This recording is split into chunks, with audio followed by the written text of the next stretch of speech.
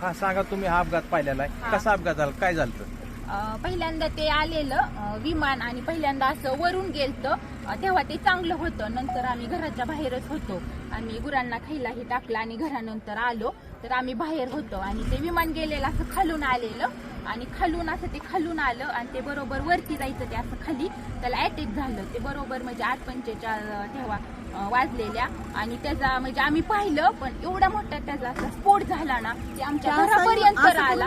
असं ते फिरलं आणि खालीच क्रॅक झालं, ते धावपट्टीवर गेलंच नाही, तसं असं जाग्यावर त्याचा स्फोट झाला. आम्ही एवढं घाबरलो, तरी पण म्हणजे ते आले वरून पोलीस ही, मग आम्ही गेलो. 15 मिनिटं थांबले, मग आम्ही घरून तरी पण आम्ही पाणी आणलं, बादलेली पाणी घेऊन आलो, त्यांच्यापाशी पाणी दिलं, भिजवलं आणि ती बॉडी अशी साईडला पडलेली आणि त्यांचं मुंडकं ही पूर्ण म्हणजे साईडला होतं आणि अशी निम्मी बॉडी होती, ती आम्ही पूर्णपणे पाहिलेली बॉडी.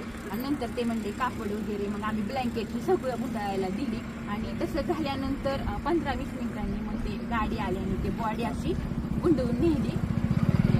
वाईट झालं, ते बघितल्याला आम्ही खूप घाबरलो. तुम्ही काय बघितलं सांगा? तेच बघितलं, ते येऊन खाली कोसळलं आणि मुलं जायची नेमका टायमिंगच्या वेळ होता 8:45. खाली कोसळला, असा भडका झाला, चाक येऊन माझ्यापर्यंत आलं तिथं घरापाशी.